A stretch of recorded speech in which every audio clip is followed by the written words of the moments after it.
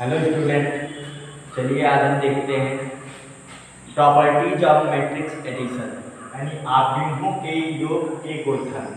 ठीक, तो देखिए हम अभी तक क्या क्या पढ़ चुके हैं। दो मैट्रिक्स को किस तरीके से जोड़ा जा सकता है, दो मैट्रिक्स को किस तरीके से घटाया जा सकता है, या किसी स्केलर मतलब रियल नंबर से किस तरीके से किसी मैट्रिक्स में गुणनफल किया जा सकता है।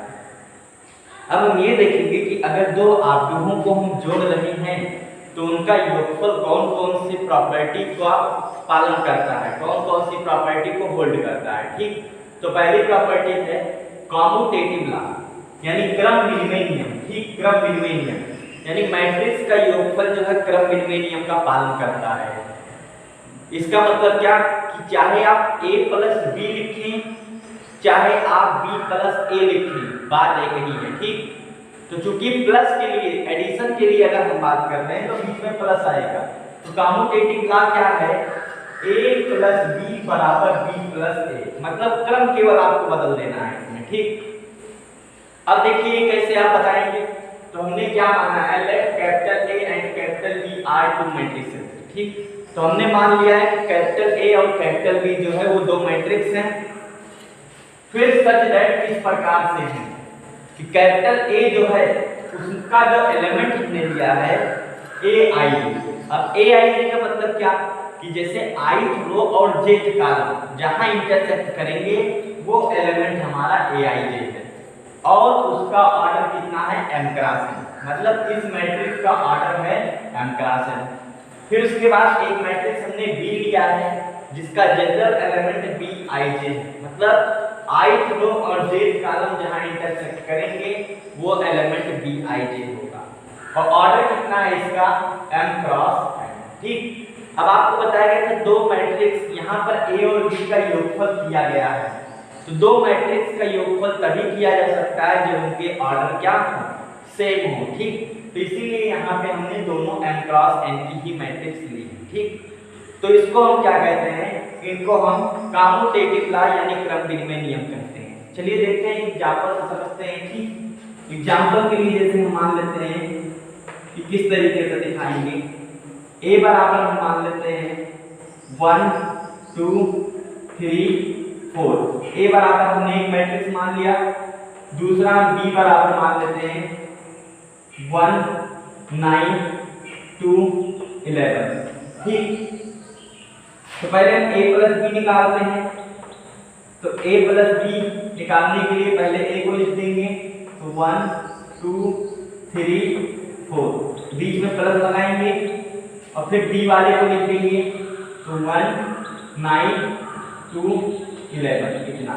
ठीक, फिर उसके बाद a और b को ऐड कर देंगे, तो 1 और 1 हो जाएगा 2, 2 और 9 हो जाएगा 11, फिर 3 और 2 हो जाएगा 5, फिर इसके बाद 4 और 11 हो जाएगा 15। यानी हमको यहाँ पे क्या मिल गया, a प्लस b मैट्रिक्स हमको मिल गई। ठीक, अगर हम b प्लस a निकाले यहाँ से, तो देखिए b प्लस a कैसे निकलेगा। तो यहाँ से b प्लस a निकालने के लिए हम क्या करेंगे, पहले हम b को लिख देंगे फिर a को लिखेंगे। तो b बराबर कितना है 1 9 2 11, और प्लस a की वैल्यू कितनी है, a की वैल्यू है 1 2 3 4। चलिए ऐड करते हैं दोनों। ठीक, तो कितना हो जाएगा 1 और 1 हो जाएगा 2, 9 और 2 हो जाएगा 11, 2 और 3 हो जाएगा 5, और 11 और 4 हो जाएगा 50। ठीक, तो देखिए ये दोनों, देखिए ये दोनों आपको एक ही चीज दिखाई देगा। ठीक, तो इसका मतलब आप क्या कह सकते हैं कि मैट्रिक्स के एडिशन जो है वो कॉम्यूटेटिव लॉ को होल्ड करता है। ठीक, यानी क्रम विनिमय नियम का पालन करता है। तो अगर कहीं पर भी आपको a प्लस b मिल रहा है या b प्लस a मिल रहा है तो उसका मतलब एक ही है। ठीक, ये चीज समझिएगा। अब यहाँ पे देखिए क्या किताब में इसका प्रूफ किस तरीके से दिया जाता है, दिखाइए कि मैट्रिक्स का एडिशन कॉम्यूटेटिव लॉ को होल्ड करता है। ठीक, तो देखिए अब कैसे दिखा सकते हैं कि जैसे हम क्या करेंगे, लेफ्ट हैंड साइड को यहाँ से शुरू करते हैं प्रूफ करना। तो हम a प्लस b की वैल्यू यहाँ से निकालेंगे। तो a बराबर हमने माना है aij, ऑर्डर है इसका n क्रॉस n, प्लस हमने माना है b बराबर Bij, ऑर्डर इसका है n क्रॉस n। ठीक, तो अगर दो मैट्रिक्स का ऑर्डर सेम है तो उसको ऐड कर सकते हैं और उसके करस्पॉन्डिंग एलिमेंट ऐड होंगे। ठीक, तो यहाँ पे हम क्या करेंगे, इसको हम लिख सकते हैं Aij प्लस Bij और ऑर्डर कितना हो जाएगा m क्रॉस n का। ठीक, अब देखिए दो नंबर का अगर एडिशन है तो इसको हम आगे पीछे तो लिख सकते हैं ना, जैसे मानते हैं 2 + 5 लिखा है तो इसको 5 + 2 लिखा जा सकता है। तो हम क्या करेंगे, इसको हम लिख देते हैं Bij प्लस Aij। ठीक, और ऑर्डर क्या है n क्रॉस n। ठीक, अब ये दोनों कब जुड़े होंगे, ये दोनों तब जुड़े होंगे जब दोनों अलग अलग नहीं होंगे। ठीक, तो हम क्या करते हैं, इसको लिख सकते हैं Bij और ऑर्डर हो गया इसका m क्रॉस n और प्लस इसको लिख सकते हैं Aij, इसका ऑर्डर n क्रॉस n। ठीक, अब ये क्या है, ये है कैपिटल B और ये क्या है, ये है कैपिटल A। ठीक, तो क्या मिल गया हमको, capital B plus capital A। इसका मतलब कि मैट्रिक्स का एडिशन जो है वो कम्यूटेटिव लॉ को होल्ड करता है। ठीक, तो पहली प्रॉपर्टी आपको ध्यान रखना है कि मैट्रिक्स का योगफल जो है वो क्रम विनिमय नियम का पालन करता है।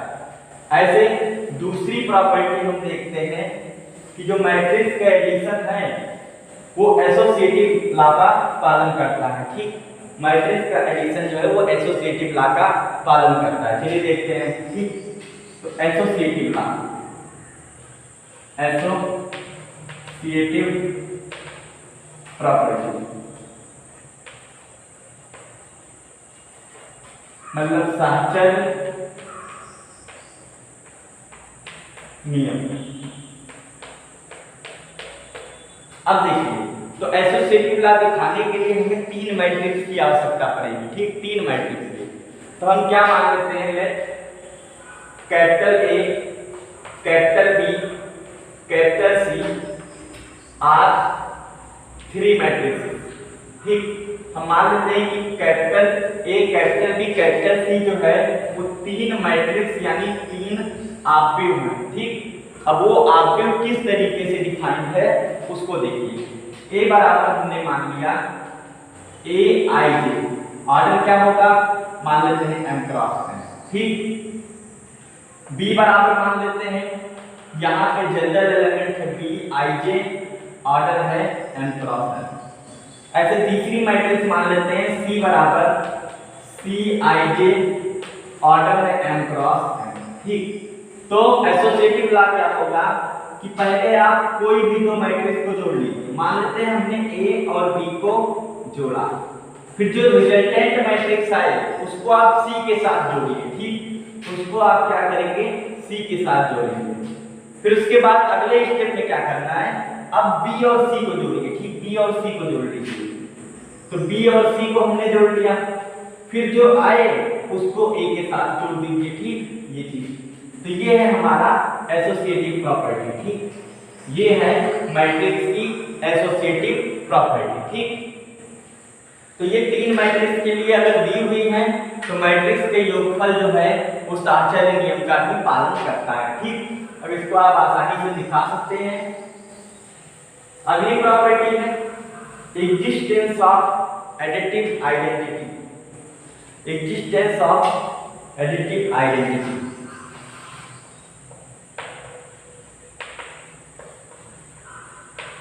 existence of additive identity।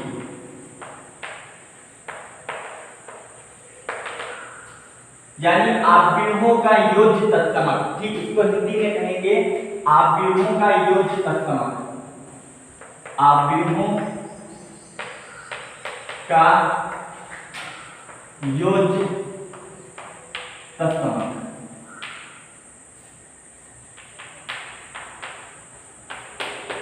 आव्यूहों का योज्य तत्समक। अब देखिए इसको कैसे बताएंगे कि योज्य तत्समक क्या होगा।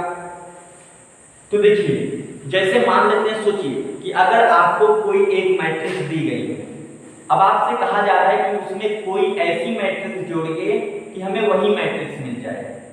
ठीक, ध्यान से समझिए कि जैसे मान लेते हैं आपके पास ए कोई मैट्रिक्स है, मान लेते हैं आपके पास ए कोई मैट्रिक्स है। अब बताइए इस ए मैट्रिक्स में हम कौन सी मैट्रिक्स जोड़ दें कि पुनः हमको ए मिल जाए। ठीक, तो आंसर है नल मैट्रिक्स। आंसर क्या है? नल मैट्रिक्स यानी ओ। अगर किसी मैट्रिक्स में नल मैट्रिक्स जोड़ा जाएगा तो वही मैट्रिक्स हमको मिलेगी। अब आप फिर सोचिए, क्या मैट्रिक्स का एडिशन कम्यूटेटिव लॉ को होल्ड करता है? तो हाँ, होल्ड करता है। तो आप क्या कह सकते हैं कि O प्लस ए बराबर भी क्या आएगा? ए ही तो आएगा। देखिए याद समझिएगा कि हमने ए को एक ऐसी मैट्रिक्स माना है, तो हम आपसे ये कह रहे हैं कि बताओ इस ए में हम ऐसी कौन सी मैट्रिक्स जोड़ दें कि हमको फिर ए मिल जाए। ठीक, तो आप कहेंगे, आंसर देंगे कि नल मैट्रिक्स। तो यही नल मैट्रिक्स ही क्या कहलाएगी? योज्य तत्समक आव्यूह कहलाएगा। ठीक, योज्य तत्समक आव्यूह कहलाएगा। यहाँ पर एडिटिव आइडेंटिटी मैट्रिक्स कहलाएगा। ठीक, ये चीज ध्यान रखना है आपको। तो ये यहाँ पे ओ जो है ओ नल मैट्रिक्स। ठीक, नल मैट्रिक्स किसी भी मैट्रिक्स का जो योज्य तत्समक आव्यूह होगा वो नल मैट्रिक्स होगा। ठीक, नल मैट्रिक्स, ये चीज ध्यान रखिएगा। तो ये कंडीशन है। तो यहाँ पे क्या है? वेयर जहां O is called additive identity matrix. Additive identity matrix। ठीक, यानी यहाँ O जो है वो योज्य तत्समक आव्यूह है। अब देखिए यहाँ पर जोड़ने के लिए ऑर्डर सेम होना चाहिए। जिस मैट्रिक्स का जिस ऑर्डर का मैट्रिक्स ए है उसी ऑर्डर का मैट्रिक्स ओ भी होना चाहिए। ठीक, चलिए देखते हैं एग्जांपल, इसको समझते हैं ये कैसे आया। हमने माना ए बराबर 1 2 3 4 5 6। ऑर्डर कितना है? 3 रो है और 2 कॉलम है। ठीक, तो 3 क्रॉस 2। तो जब हमने ए को 3 क्रॉस 2 लिया तो हम O को भी नल मैट्रिक्स भी 3 क्रॉस 2 का ही लेंगे। तो हमने नल मैट्रिक्स O को माना क्या? 0 0 0 0 0 0। ठीक, ये चीज। अब चलिए A प्लस O निकालते हैं। A प्लस O कितना आएगा? A की वैल्यू है 1 2 3 4 5 6 और प्लस O की वैल्यू कितनी है? 0 0 0 0 और 0 और 0। ठीक, कितना? चलिए इन दोनों को जोड़िए। ऑर्डर दोनों का सेम है तो जोड़ेंगे तो कितना आ जाएगा? 1 और 0 जोड़ेंगे 1, 2 और 0 जोड़ेंगे 2, 3 और 0 जुड़ेगा 3, 4 और 0 4, 5 और 0 जुड़ेगा 5, फिर 6 और 0 जुड़ेगा हो जाएगा 6। यानी ये क्या निकल के आ रहा है? ये देखिए ये क्या है? ये ए मैट्रिक्स है। ठीक, तो आप कह सकते हैं कि A plus O equal to क्या आ जाएगा? A plus O equal to A. ठीक, तो O is called additive identity matrix यानी योज्य तत्समक आव्यूह। ठीक, अब आप समझ गए होंगे कि किसी भी मैट्रिक्स का योज्य तत्समक आव्यूह क्या होता है? Null matrix. ठीक, नल मैट्रिक्स होता है। अगली चीज एग्जिस्टेंस ऑफ एडिटिव इनवर्स। ठीक, एग्जिस्टेंस ऑफ एडिटिव इनवर्स, चलिए देखते हैं।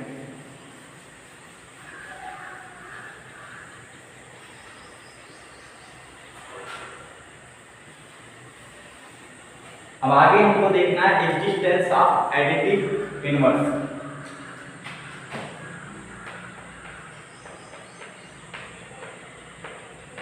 एग्जिस्टेंस ऑफ एडिटिव इनवर्स मतलब योज्य प्रतिलोम आव्यूह। ठीक, योज्य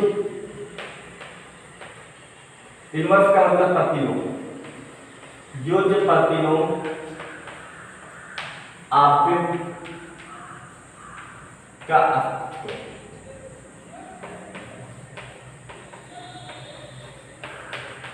चलिए देखते हैं अब क्या होगा एग्जिस्टेंस ऑफ एडिटिव इनवर्स। ठीक, अब हम मान लेते हैं let capital A be a matrix मान लेते हैं कि कैपिटल ए एक मैट्रिक्स है ऑफ एनी ऑर्डर,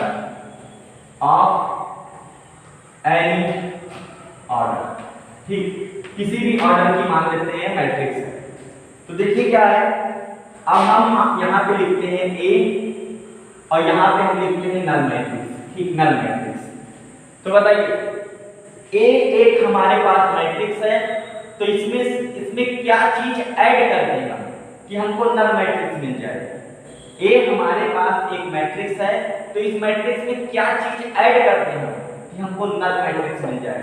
तो बताइए तो क्या होगा, माइनस ए, ठीक, माइनस ए, तो हमको क्या मिल जाएगा, नल मैट्रिक्स मिल जाएगा, नल मैट्रिक्स, ठीक। फिर से देखिए कि अगर इसी को हम पलट भी सकते हैं क्योंकि क्रम में नियम का पालन करता है, ठीक। तो माइनस ए में अगर हम ए जोड़ दें तो हमको क्या मिल जाएगा, नल मैट्रिक्स मिल जाएगा, ठीक, नल मैट्रिक्स मिल जाएगा। तो यहाँ पे माइनस ए क्या है, minus A is additive inverse of A, additive inverse of A, ठीक। ऐसा मैट्रिक्स जिसको उसी मैट्रिक्स में जोड़ने पे, ठीक, या यदि दो मैट्रिक्स का योगफल नल मैट्रिक्स के बराबर आ रहा है तो वे दोनों एक दूसरे के क्या कहलाएंगे, एडिटिव, ठीक, एडिटिव इनवर्स कहलाएंगे, ठीक। ये चीज ध्यान रखना है। तो अगर आपसे पूछे कि बताओ ए का योज्य प्रतिलोम क्या होगा, ठीक, तो आप बताएंगे माइनस ए। अगर आपसे पूछा जाए 2a का योज्य प्रतिलोम क्या होगा तो माइनस 2a। बस इन दोनों को जोड़ने पे जीरो नल मैट्रिक्स आना चाहिए। अगर पूछा जाए 5a का या 5b का योज्य प्रतिलोम क्या होगा तो माइनस 5b होगा, ठीक। ये इस तरीके से आपको ध्यान रखना है। तो ये सब कुछ प्रॉपर्टी है मैट्रिक्स के, याद रखिएगा, नहीं फिर कब पूछ ले एक नंबर में कि कैपिटल ए दे दे और कहे कि इसका योज्य प्रतिलोम निकालो, ठीक, तो माइनस से होता है। चलिए देखते हैं क्वेश्चन। ए बराबर हमने एक मैट्रिक्स दे दिया आपको 1 2 4 2 6 1 3 0, ठीक है। फाइंड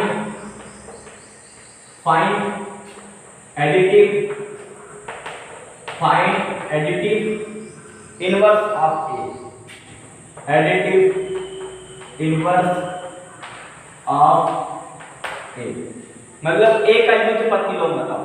तो ए का योज्य प्रतिलोम क्या होगा, माइनस ए। तो माइनस ए बराबर माइनस ए में निकालना, ठीक। तो माइनस ए को कैसे लिख सकते हैं, -1 इंटू में ए, ठीक। तो -1 इंटू में ए की वैल्यू कितनी है 1 2 4 2 6 1, फिर इसके बाद 3 0 1, ठीक। अब देखिए ये रियल नंबर है, कोई स्केलर है और किसी स्केलर से किसी मैट्रिक्स में गुणनफल करना बताया गया था। प्रत्येक एलिमेंट में -1 से गुणा हो जाएगा, ठीक, प्रत्येक एलिमेंट में -1 से गुणा हो जाएगा। तो देखिए कितना आ जाएगा, -a इक्वल टू जो आएगा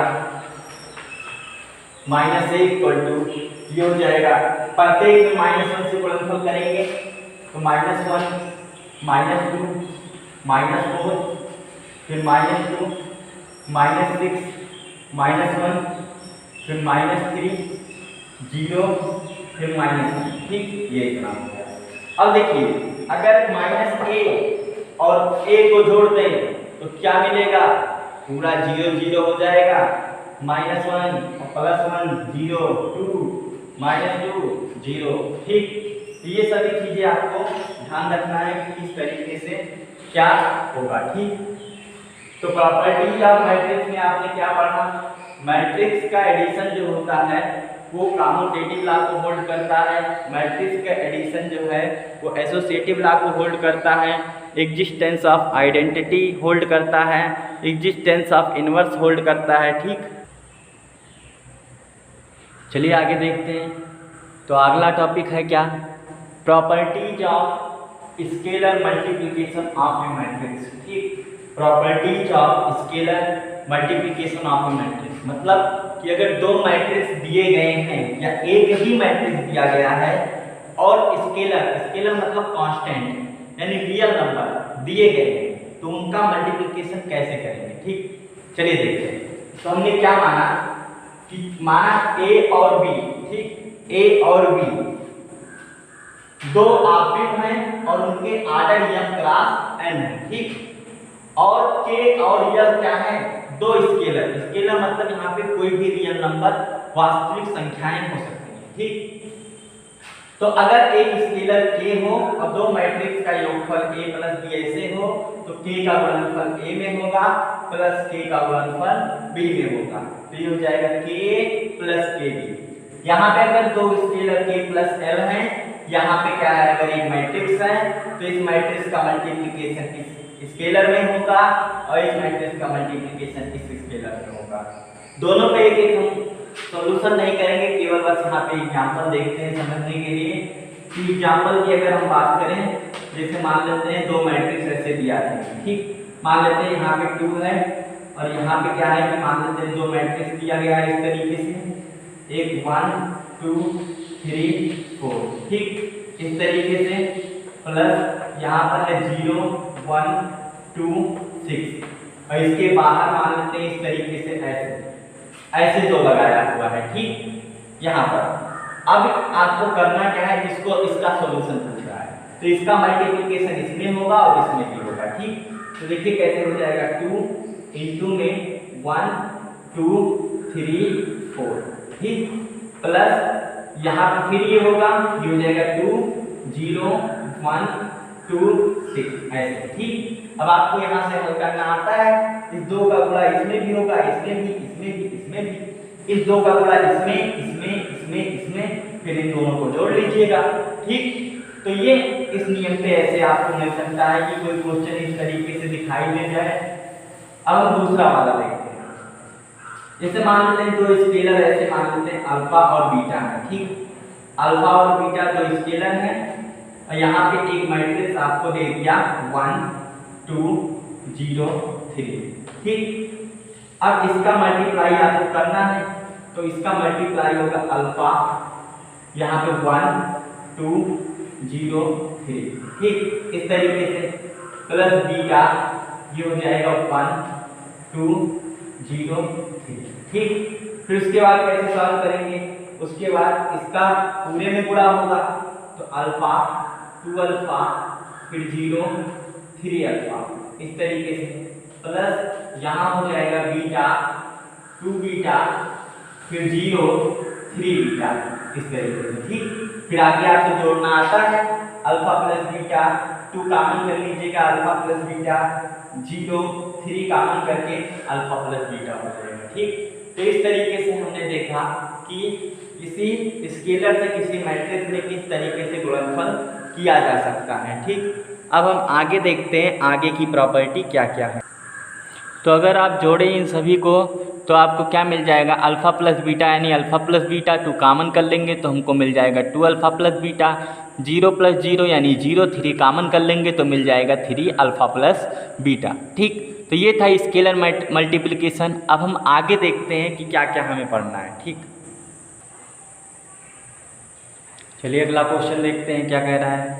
कह रहा है कि यदि a बराबर 8 0 4 -2, a बराबर एक मैट्रिक्स दी गई है, b बराबर एक मैट्रिक्स दी गई है और क्या दिया है 2a प्लस 3x बराबर 5।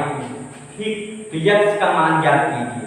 x यहाँ पर एक आव्यूह है। ठीक, अब देखिए वैसे आव्यूह के क्वेश्चन को हम कैसे सॉल्व करते हैं, जैसे ध्यान कीजिए जैसे रैखिक आसमीका क्लास 11 में पढ़े थे कि हम एग्जैक्ट रूप से किसी वेरिएबल को या किसी नंबर को हम डायरेक्ट उधर नहीं भेजते थे, उतनी ही चीज को क्या करते थे, दोनों पक्षों में घटा देते थे, आसंख्या के दोनों पक्षों में।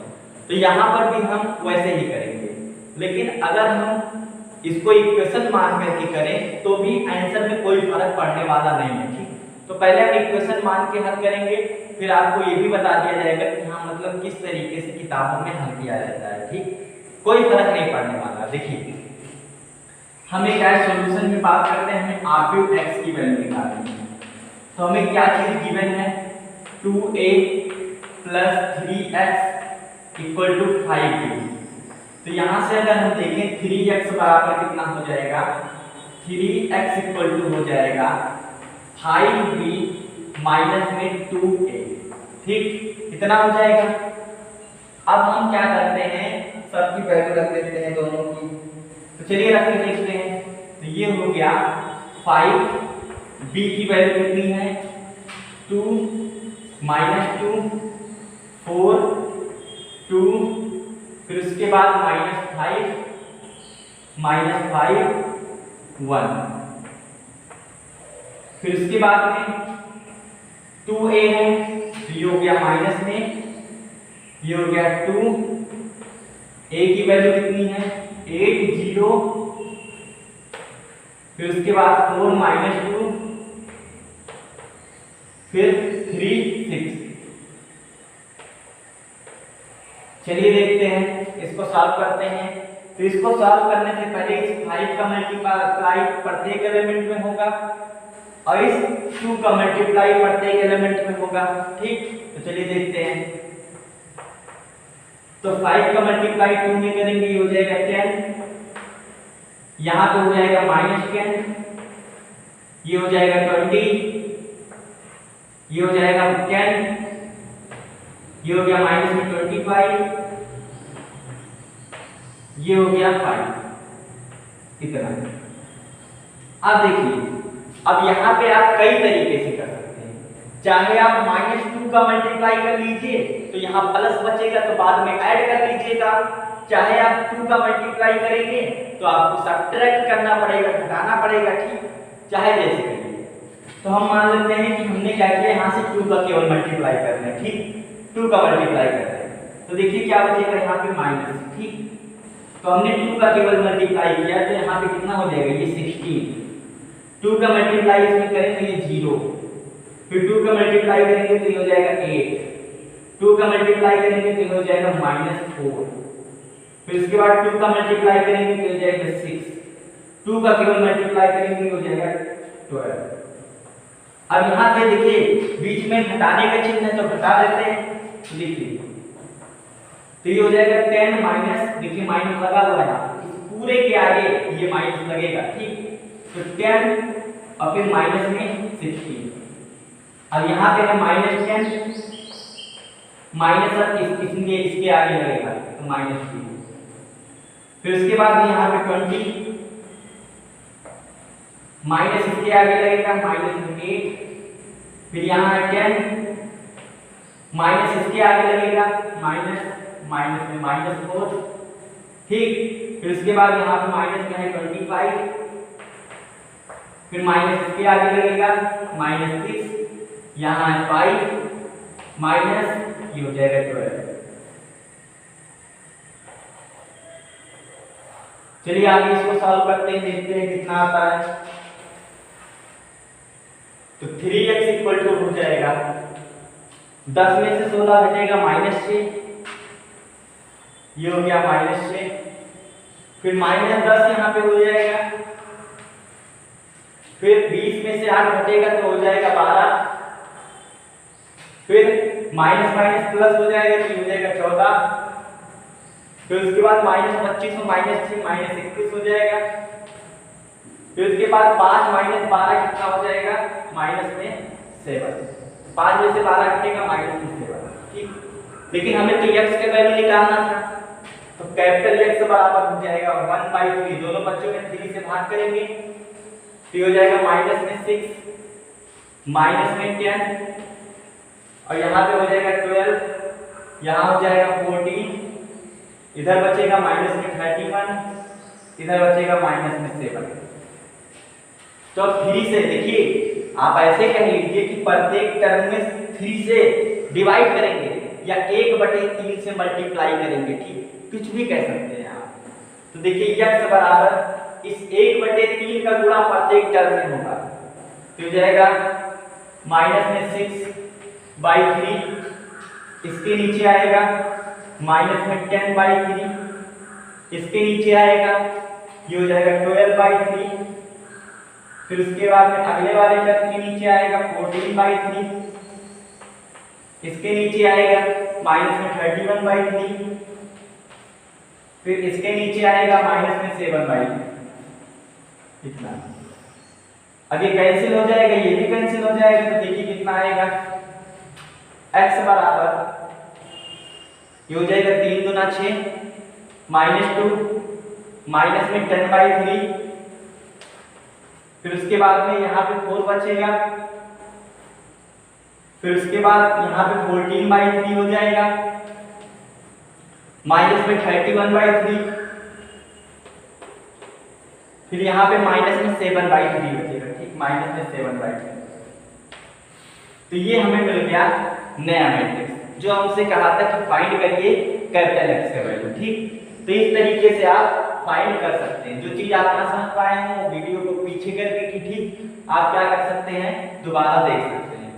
अब हम देखिए इसको हम कैसे लगा सकते हैं, ठीक, हम वो तरीका बता रहे हैं जो किताब में लगाया जाता है। देखिए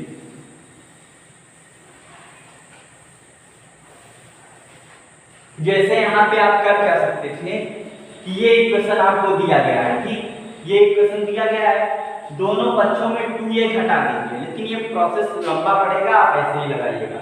दोनों पक्षों में 2a अगर आप घटाएंगे तो देखिए क्या हो जाएगा, 2a प्लस 3x माइनस में 2a इक्वल टू हो जाएगा 5b माइनस में 2a। अब आप 2a से 2a नहीं काट सकते क्योंकि ये संख्या नहीं, ये अरेंजमेंट है, मैट्रिक्स है। तो a में से a घटेगा तो क्या मिलेगा, यहाँ 0 नहीं मिलेगा, नल मैट्रिक्स O मिलेगा, ठीक, O। तो 2a में से 2a जब घटेगा तो नल मैट्रिक्स आएगा, यानी 3x प्लस नल मैट्रिक्स बराबर 5b माइनस में 2a। अब बताइए जब किसी मैट्रिक्स में x एक मैट्रिक्स है, नल मैट्रिक्स जोड़ेंगे तो क्या कुछ फर्क पड़ेगा, नहीं पड़ेगा। तो यही मैट्रिक्स हमको मिलेगी। कारण क्या है, रीजन कि जब किसी मैट्रिक्स में नल मैट्रिक्स जोड़ा जाता है तो वही मैट्रिक्स हमको मिलती है, ठीक। तो ये बचेगा कितना, 3x बराबर 5b माइनस 2a। तो इस तरीके से आप लगा सकते हैं, ठीक। और भी आप कई तरीके से ठीक लगा सकते हैं, वो आगे बताया जाएगा। अब हम देखते हैं अगला क्वेश्चन कि किस तरीके से हम उसको लगा सकते हैं, ठीक। चलिए अगला क्वेश्चन देखते हैं क्या कह रहा है, ठीक। कह रहा है कि कैपिटल X तथा कैपिटल Y ज्ञात कीजिए। कैपिटल X तथा कैपिटल Y ज्ञात कीजिए यदि x प्लस y बराबर एक मैट्रिक्स दिया गया है और कैपिटल X माइनस y बराबर एक मैट्रिक्स दिया गया है। तो x और y पूछा है। तो याद करिए इस तरह से क्वेश्चन आप लोग क्लास 10th में पढ़े थे, जब linear equation in 2 variable solve करना बताया गया होगा कि जैसे 2 इक्वेशन दिए हैं तो हम क्या करते थे, उनको हल करके x और y की वैल्यू निकालते थे। तो यहाँ पर भी वैसे ही किया जाएगा, दोनों को आप हल करके वैल्यू निकालेंगे। बस फर्क क्या था, यहाँ पे वो न्यूमेरिकल वैल्यू था, संख्यात्मक मान था, यहाँ पे अरेंजमेंट हमें निकालना है, ठीक। तो चलिए कैपिटल X और कैपिटल Y हम यहाँ से निकालते हैं। देखिए एक x माइनस y है, एक x प्लस y है, तो हम क्या करते हैं, 1 और 2 को जोड़ देते हैं, ठीक। आप भी 1 और 2 को जोड़ने पर, तो अगर आप भी 1 और 2 को अगर हम जोड़े तो क्या मिलेगा, ठीक। आइडेंट फर्स्ट 10 सेकंड, ठीक। तो क्या करते हैं, फर्स्ट और सेकंड को हम ऐड कर देते हैं। तो देखिए क्या मिलेगा हमको, x plus y plus x minus में y, ठीक, इतना हो गया। फिर x की इधर वैल्यू क्या है, 5 2 0 9, इतना, प्लस यहाँ पे क्या होगा 3 6 0 माइनस 1। देखिए अब यहाँ पे x की वैल्यू निकालनी है तो आसान बहुत है, लेकिन देखिए अब आप यहाँ y से y को काट नहीं सकते, ठीक। हर समस्या क्या है, आप ऐसे समझ सकते हैं, लगा भी देंगे तो भी क्वेश्चन गलत नहीं है, लेकिन आपको यहाँ पे थोड़ा बहुत लॉजिकल समझना है कि जब y में से y घटाओगे, किसी मैट्रिक्स में से वही मैट्रिक्स घटाओगे तो क्या आपको नल मैट्रिक्स मिलेगी? तो हाँ, आप चाहो तो इसे काट भी लेना, कोई फर्क पड़ने वाला नहीं, ठीक। लेकिन जो सिस्टमेटिक ढंग है वही आप करिए। तो जब आप क्या करेंगे, y में से y घटेगा तो आपको मिलेगा नल मैट्रिक्स O, ठीक। और x और x हो जाएगा 2x, ठीक। अब देखिए ये जोड़ने में कितना आएगा, आप चाहे तो ऐसे y से y काट दीजिएगा। 5 और 3 कितना हो जाएगा 8, 2 और 6 कितना होगा 8, 0 और 0 कितना होगा 0, 9 में से -1 घटेगा कितना आ जाएगा 8, ठीक। अब देखिए किसी मैट्रिक्स में जब नल मैट्रिक्स, नल मतलब क्या, 0 0 0 सभी तो जोड़ रहे हो तो वही मैट्रिक्स मिलेगी, ध्यान रखना। तो 2x में जब वो जोड़ेंगे तो 2x ही आएगा। अब देखिए फिर वही चीज आ गया ना, तो अगर आप y से y काट देंगे तो एक दो स्टेप और आसान हो जाएगा। तो ये 2x बराबर ही आपको मिलेगा। तो देखिए 2x बराबर कितना आ जाएगा, 2x बराबर 8 8 0 8, ठीक।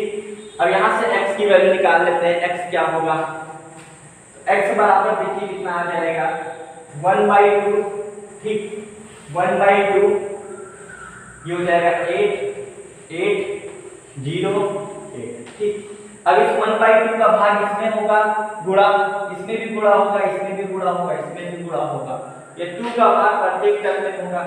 तो कितना हो जाएगा 8/2 यानी 4, 8/2 यानी 4, 0/2 यानी 0, फिर 8/2 यानी 4।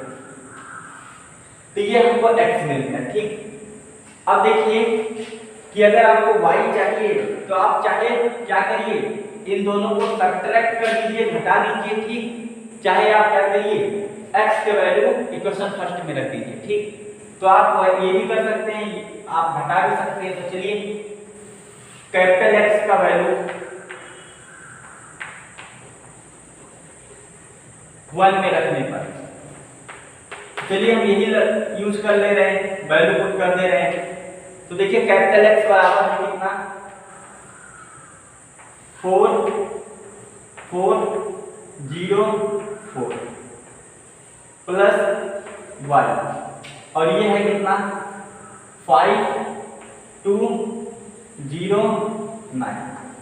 चलिए इसको उधर भेजिए, तो कितना हो जाएगा y बराबर 5 2 0 9 माइनस 4 4 0 4।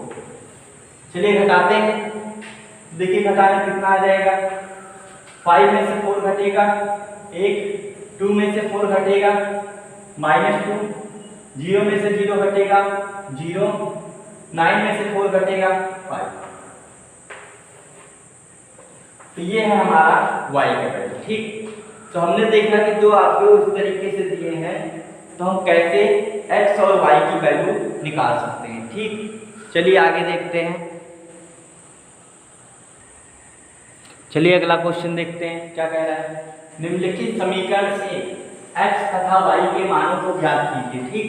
फिर कह रहा है 2, ये आपको दिया गया है, कह रहा है कि x और y का वैल्यू आपको बताना है। तो देखिए बताने से पहले आपको थोड़ा बहुत हल करना पड़ेगा। तो चलिए हम इसको देखते हैं किस तरीके से इसको सॉल्व करेंगे। तो पहले इस 2 का मल्टीप्लाई अंदर कर लीजिए आप, तो ये हो जाएगा 2x प्लस 10 होगा, यहाँ पे 14 हो जाएगा, ये हो जाएगा 2y माइनस 6 प्लस ये हो गया 3 माइनस 4 1 2, और इधर आ जाएगा 7 6 15 14। अब चलिए इन दोनों को ऐड करते हैं, तो ये हो जाएगा 2x प्लस 3 क्योंकि बीच में प्लस का चिन्ह है, और ये 10 माइनस 4 फिर 14 प्लस 1 फिर 2y माइनस 6 और प्लस 2, तो 2y माइनस 6 प्लस 2 किसके इक्वल है 7 6, 15, 14 इसके इक्वल है। चलिए और सॉल्व करते हैं इसको। तो यहाँ से हमको मिलेगा 2x + 3, ये हो जाएगा 6, ये हो गया 15, और यहाँ से हमको मिलेगा 2y - 4 इक्वल टू 7, 6, 15, 14 ये। अब देखिए इक्वलिटी ऑफ टू मैट्रिक्स में आपको बताया गया था कि दो मैट्रिक्स इक्वल तब कहे जाएंगे जब उनके ऑर्डर सेम हो और उनके करस्पॉन्डिंग एलिमेंट क्या हो, इक्वल हो। ठीक, तो इसका ऑर्डर तो दोनों मैट्रिक्स के 2x2 है, तो इसका मतलब कि ये दोनों इक्वल हैं, तो इनके एलिमेंट करस्पॉन्डिंग एलिमेंट सेम होगा। ठीक, मतलब 2x + 3 7 के इक्वल होगा। 2x + 3 इक्वल टू किसके होगा, 7, या 2x इक्वल टू हो जाएगा 7 - 3, या 2x इक्वल टू 4 हो गया, या x इक्वल टू कितना आ जाएगा, x इक्वल टू 2। अब यहाँ से देखिए 2y - 4 किसके इक्वल हो जाएगा, 14 के। 2y - 4 इक्वल टू हो जाएगा 14 के, या 2y इक्वल टू हो जाएगा 18, y की वैल्यू कितनी आ जाएगी, 9। तो हमने देखिए 15 और 15 तो बराबर है ही, 6 और 6 बराबर है ही, बस यही दोनों क्या है, बराबर होंगे। तो ये चीज आपको इसी तरीके से समझना है, और इसी में यही कहा। चलिए फिर मिलेंगे नेक्स्ट पार्ट में। Bye bye, take care.